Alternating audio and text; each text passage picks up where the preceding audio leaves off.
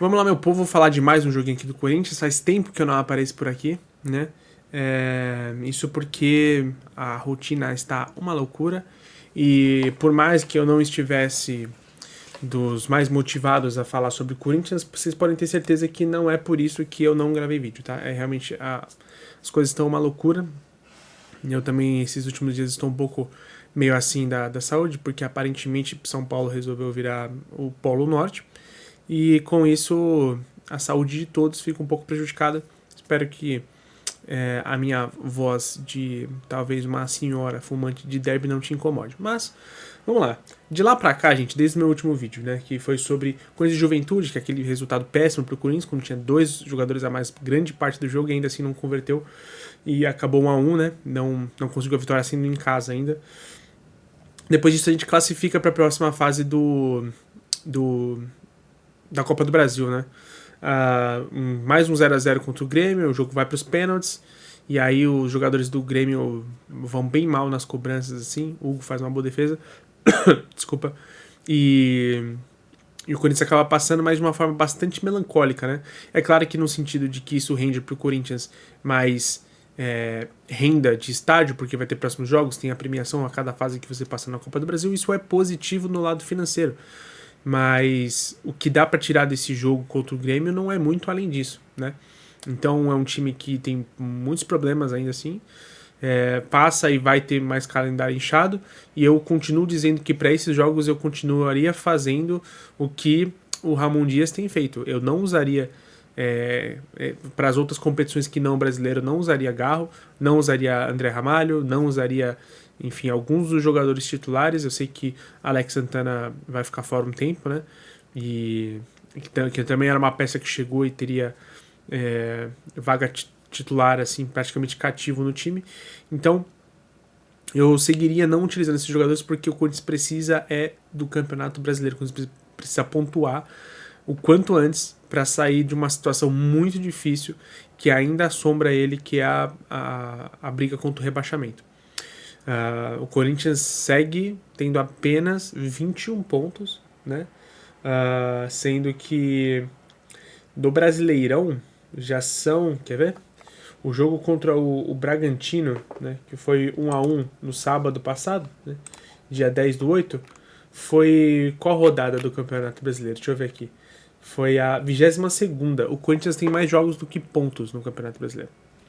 Esse é o tamanho da dificuldade que o Corinthians enfrenta hoje no campeonato. Com isso, o Corinthians tem uma diferença interessante para o jogo do final de semana contra o Bragantino para o jogo de hoje, né? O Corinthians jogou sábado e jogou de novo agora na terça-feira contra o Bragantino, né? Sábado foi em Itaquera e agora na terça foi... Na verdade, se não me engano, foi no estádio do Paulista, né? Porque o estádio do Bragantino não seguiria as normas necessárias para poder ter... Acho que não tem o público mínimo, né? Para ter o jogo. O jogo foi no Santa Cruz. Foi no Santa Cruz. Então vamos lá. No final de semana, a gente toma um belo gol do Elinho, né? Um belíssimo gol do Elinho, que driblou o Kaká e driblou o André Ramalho. O André Ramalho, que é muito bom zagueiro. Eu já reforcei aqui algumas vezes, eu acho que parece que vai ser a melhor contratação dessa janela, pode vir a ser o Thales Magno, mas até agora o que eu cravo como a melhor contratação do Corinthians é o André Ramalho. Zagueiro seguro, zagueiro consciente, bom na saída de bola, bom na antecipação, bom no jogo aéreo. Excelente contratação do Corinthians. E quando você tem um jogo como esse que você sai atrás, né? O Corinthians ele tem esse problema que quase todos os jogos do Corinthians ele não é quem marca primeiro. Então o Corinthians está sempre correndo atrás de resultado. E aí, contra o Juventude, contra o Bragantino, contra diversos outros times. E no caso do Juventude eu não vou nem colocar nessa equação, porque tinha 2 jogadores a mais, era dever do Corinthians criar mais do que criou. Mas quando um time marca sobre o Corinthians e não tem mais compromisso com o jogo, o Corinthians não sabe o que fazer com isso. Por muitos momentos o Bragantino tinha absolutamente todos os seus jogadores dentro da área e realmente fica muito difícil você sair disso. O Bragantino, que é um time muito bem treinado, com muito bons jogadores. Então é muito difícil você criar algo em cima disso. uma vez que o time não tem mais compromisso e tudo que ele precisa fazer é colocar 11 pessoas na sua área e tentar fazer uma saída de jogo, uma agulhada quando o Corinthians ceder algum contra-ataque. Acontece, meus amigos, que esse é um Corinthians que não sabe se comportar quando está atrás no placar e não sabe se comportar quando está à frente no placar. É bem verdade que contra no final de semana contra o Red Bull, teve uma jogada no segundo tempo, né? Já nos acréscimos, uma jogada de meio esquisita ali, uma bola sobre na área, e o Thales fez o gol logo na sua estreia. É claro que isso é positivo pro jogador, que chegou agora, ficou muito tempo parado, né? Papo de 5 meses parado. E faz uma estreia, faz um gol na sua estreia. E Thales Magno, que ainda precisa de ritmo, é claro, mas é bom jogador, já mostra que é bom jogador, né? Da forma que domina, da forma que abre o jogo, da forma que observa o jogo. Então já são traços de um jogador que é inteligente. E eu não falo isso de forma de deboche, de forma alguma, mas falta inteligência para esse time do Corinthians. Falta inteligência e calma na hora de entender quando é o momento de acelerar, quando é o momento de pausar o jogo, quando é o momento de recuar uma bola, né? Eu já falei isso muitas vezes aqui no canal. Hoje teve mais uma jogada que o Mateuzinho tenta fazer um passe de peito e erra o passe bizonhamente, num lance que era só retomada de bola, era só você permanecer com a posse. Você não precisa tentar fazer um lance plástico desse. Você já está num time na zona de rebaixamento e você já está sendo bastante questionado. Não quero que com isso mude o seu jeito de jogar, mas acho que você precisa ter um pouco de consciência sobre o que fazer ou quando fazer, né? Se você não está acertando uma cobertura, por que você vai tentar um passe de peito? Eu acho que talvez você esteja querendo hipercompensar e esse tiro sai pela culatra. Sempre sai pela culatra. São poucas as vezes que não sai pela culatra. Então, o Corinthians vem pro jogo de hoje contra o Red Bull, né? Lembrando que aquele do final de semana acabou em 1-1, né? O jogo que o Corinthians criou mais chances, chutou mais vezes no gol e não sei o que, mas a gente percebe que são chances bastante que não são provenientes de um trabalho bem feito, não são provenientes de um repertório de futebol em que se usa uma aproximação ou uma jogada bem trabalhada de enquanto um puxa a marcação, o outro faz a ultrapassagem pela ponta, enfim. Não é esse o caso. E tudo bem que não seja isso, porque uma vez que você tem tantos jogadores chegando agora, é difícil você criar esse entrosamento tão rápido, né? Então, é difícil você criar esses mecanismos de uma forma tão rápida com um time que está se montando agora, né? Então, fica esses questionamentos. O Corinthians teve que se reforçar porque muitas das suas peças tinha muitas peças que faltavam realmente, o time estava carente, mas muitas dessas peças não estavam rendendo, simplesmente não renderam para o ano do Corinthians. E Pedro Raul não rendeu pelo Corinthians, Yuri lesionado e se lesionou ainda no momento de descendência na temporada, ele que começou a temporada muito bem e depois teve uma queda clara de confiança, uma queda clara de rendimento, e só quem continuou jogando bola ali do meio para frente dá para dizer que foi o Garro, porque o Wesley também caiu de produção. O Corinthians perdeu o Mosquito, o Corinthians perdeu o Arthur Souza, o Corinthians perdeu uma galera, então precisou se reforçar. Para o ataque, conseguiu apenas o Thales Magno até agora.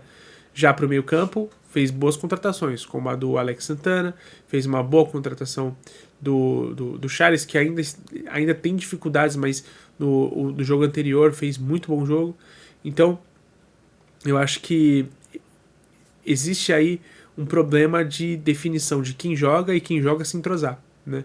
Porque o Corinthians está tendo que trocar essas peças, trocar a roda com o carro andando, porque teve lesões aí que não esperava, e é o que você tem para hoje. Felizmente, o Giovani, que é um jogador que já há umas 2 temporadas tem mostrado algum potencial, só que no meio de todo de todas as reformulações do Corinthians foi acabando ficando de segundo plano, voltou aos últimos jogos à titularidade e tem correspondido.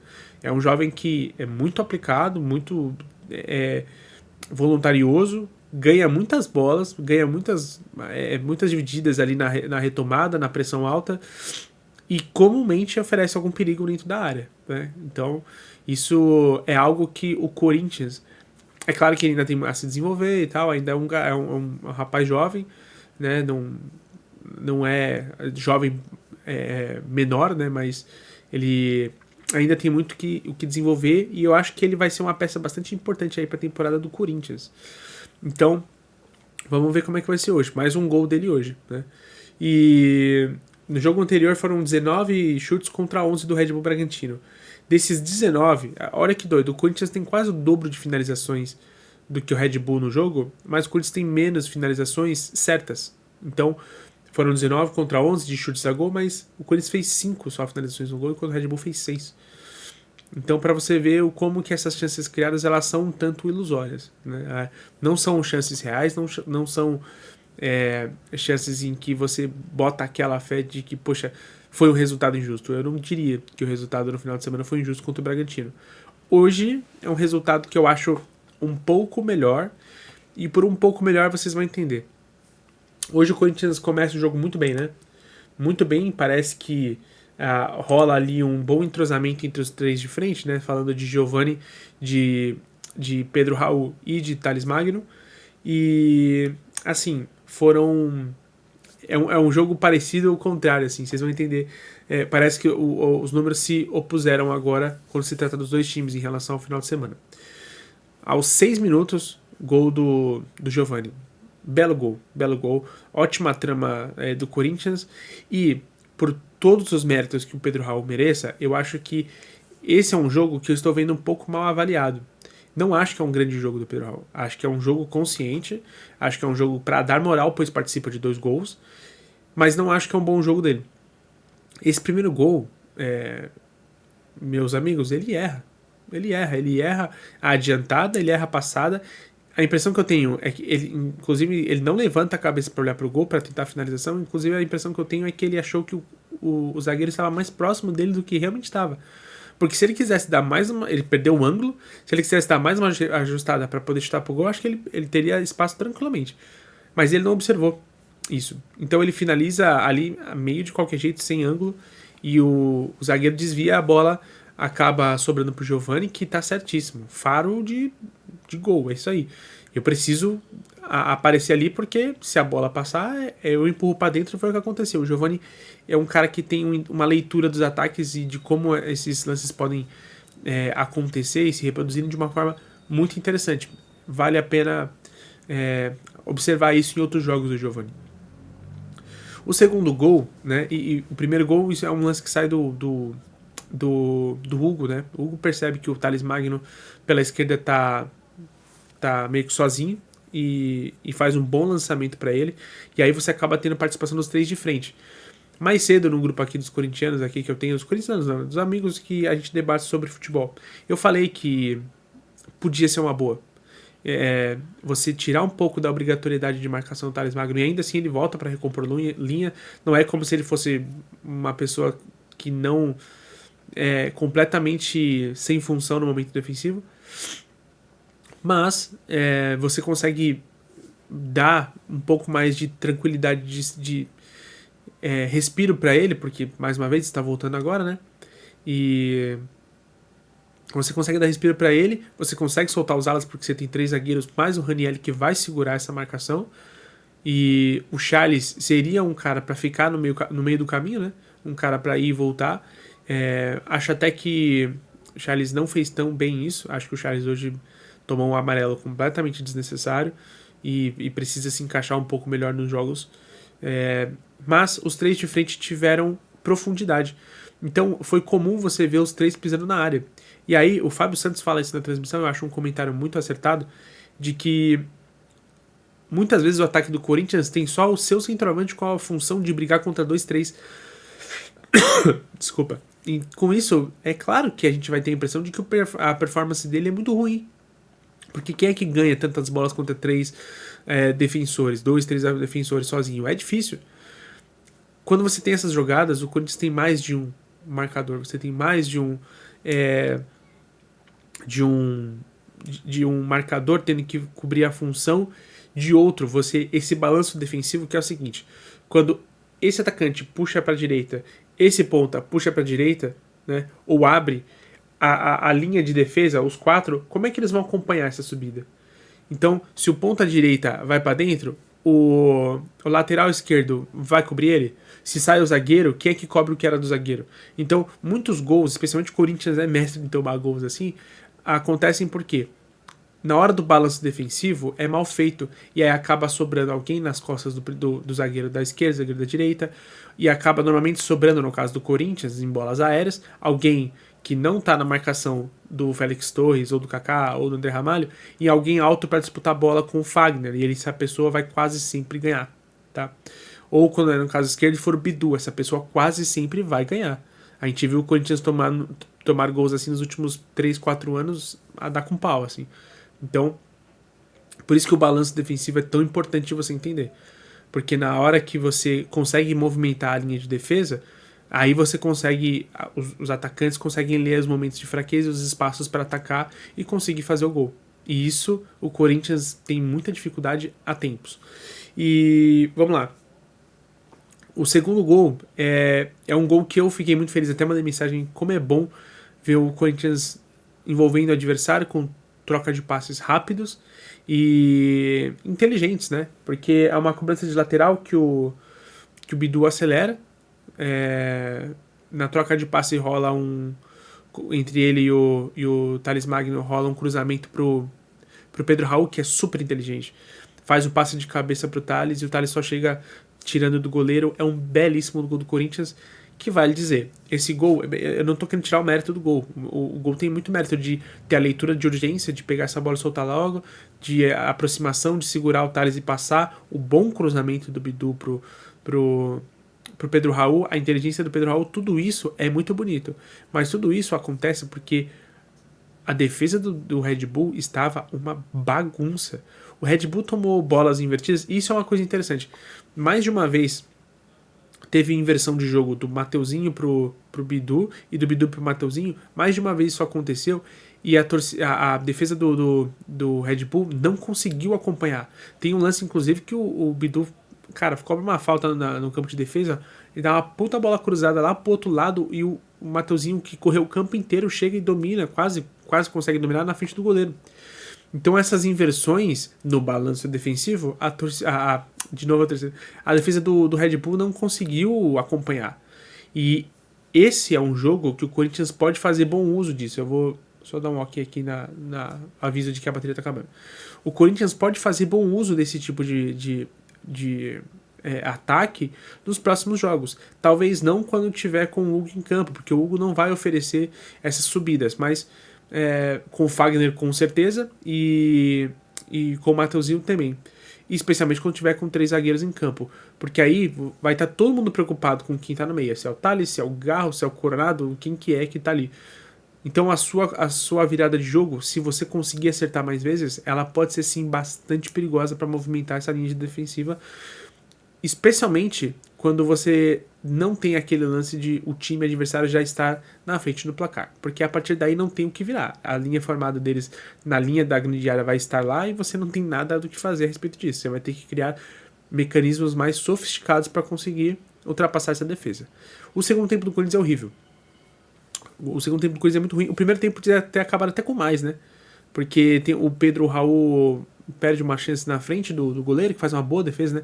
Vale dizer o goleiro do Red Bull Bragantino, que fez a sua estreia no profissional. Foi o primeiro jogo dele na vida como profissional e fez uma boa defesa contra o Pedro Raul. E o Pedro Raul ainda teve um lance que o zagueiro do Red Bull falha e ele, cara, perde o tempo na passada do drible que ele dá no goleiro. O zagueiro do Red Bull consegue recuperar. E o segundo tempo do Pedro Raul, por mais que eu acho que o primeiro tempo do Pedro Raul é inteligente, o segundo eu acho bem ruim. Bem ruim. Ele teve uma sequência de jogadas que o Giovani briga, recupera a bola, toca pra ele erra o domínio. O Giovani briga, recupera a bola, toca pra ele erra a passada. Assim, acho que ele teve uma sequência ali de umas 4 ou 5 bolas que ele perde a posse. E aí eu senti, poxa, acho que tá na hora de mexer no time porque a gente tá devolvendo a bola o tempo todo e aí pra mim tem um problema. E eu não suporto, e aí a questão até pessoal, tá? Mas eu não suporto o time que, quando está no placar, simplesmente abdica de jogar. O Corinthians faz bastante isso. O Corinthians tirou o Pedro Raul, que pra mim foi acertado, mas demorou um pouco. Antes disso ele tirou o Giovani, né? E quando o Pedro Raul não contribui tanto para o momento defensivo e não contribui para segurar a bola na frente, né, já que ele estava perdendo tantas bolas, assim, acho que você precisa de outra pessoa ali no lugar. Acho que errou em tirar primeiro o Giovani e depois tirar ele. E você coloca o Garro, você coloca o Pedro Henrique. Pedro Henrique, tudo bem, é uma pessoa que vai fazer esse vai e volta. Mas você coloca o, o Garro para poder fazer algum tipo de segurar a bola, mas ele não vai conseguir fazer isso, porque que o Garro não tem estatura para brigar a bola no alto, brigar por segunda bola, por mais que seja um jogador inteligente, ele não é um jogador muito rápido que vai te dar um tiro de 100 metros para segurar essa bola e ganhar um lateral lá na frente, e ele não é um jogador que vai sustentar essa bola num pivô, então é muito difícil. Eu acho que as mexidas do Ramon Dias, elas prejudicam um pouco o Corinthians na hora de tentar manter a posse. E vira aquilo, um jogo de ataque contra a defesa. A gente toma um gol porque tem um bate-rebate ali, e uma falha de marcação porque a linha está completamente compactada e fica um espaço gigante entre a linha da grande área e a linha dos zagueiros. Um cara chega finalizando, no bate-rebate a bola sobe e ele faz o gol. E depois disso vira ataque contra a defesa, só que mais perigoso. E o Corinthians não tem saída nenhuma. Durante todo esse período, o Corinthians não consegue emendar uma bola para frente, não consegue colocar uma velocidade, não consegue controlar o jogo por troca de passes. São inúmeras tentativas de segurar a bola na defesa e ganhar um lateral na defesa ainda. Então, eu acho que quando um time abre mão de jogar, você está só convidando o seu adversário a fazer mais um gol. Então, não conseguiu, porque entre tantas bolas jogadas na área, e aí é o que eu falo, né? Porque o Red Bull Bragantino cresce no jogo, mas também não consegue aquela super jogada. Nos números, o Red Bull dessa vez fez mais do que o dobro de finalizações contra o Corinthians, mas né, foram só 4 no gol. O Corinthians chutou 9 e fez 3 e chutou 3 no gol. Então, esse tipo de. E as 3 no primeiro tempo, tá? Ou seja, o segundo tempo inteiro, o Corinthians não chutou no gol. Então, pra mim, a posse de bola. Olha a posse de bola do Corinthians vai pra 27%. E não dá pra você justificar isso simplesmente porque estava na casa do adversário. Você precisa propor algo mesmo quando você perde o jogo. Mesmo quando você está na frente, desculpa. Mesmo quando você está ganhando o jogo. Você precisa propor algo. Você precisa ter um plano. E time que não tem plano em campo é a receita para se confundir, é a receita para se atrapalhar e ceder mais gols. Porque a incerteza do jogador é tudo que o adversário precisa para ganhar vantagem, já que ele tem a certeza do que fazer, de como agir no jogo, de qual é o plano, de como ele tem que jogar. Porque uma vez que entrou o Vinicinho, ponta esquerda no Bragantino, cara, foi um fumacê danado, porque era claro que ele ia receber a bola em condição, ia ter aproximação e ia dali sair o gol. Então esse tipo de jogada, esse tipo de noção foi treinado. E o Corinthians não tem um plano de jogo. E essa é a principal coisa que me incomoda. Porque por mais que você tenha um time um pouco mais compactado, que se comporte um pouco melhor, que tenha uma defesa mais inteligente, interessante e tal, você ainda não tem um plano de jogo e isso não vai te diferenciar dos outros. Isso não vai te garantir pontos para escapar de um rebaixamento. Né? Então, essa é a minha impressão dos últimos jogos do Corinthians. Vou deixar a pergunta aqui para vocês do que vocês acham, se vocês concordam, se vocês discordam. Comenta aí, é claro que sempre com educação, né? Não faz mal a ninguém. E você pode se inscrever, ativar o sininho e tudo mais. Tá certo, gente? Muito obrigado. Quem chegou até aqui, faça o favor de curtir então. E vamos ver, né? O próximo jogo do Corinthians é no final de semana. Deixa eu ver. O próximo jogo do Corinthians é contra o Fluminense. Fluminense, que teve uma boa sequência com o Mano Menezes, e vai ser no sábado. Vamos ver do que vai ser esse jogo. E eu prometo que sai o vídeo ainda do jogo ainda no final de semana, tá bom, galera? É isso, valeu, a gente se vê no próximo vídeo. Valeu!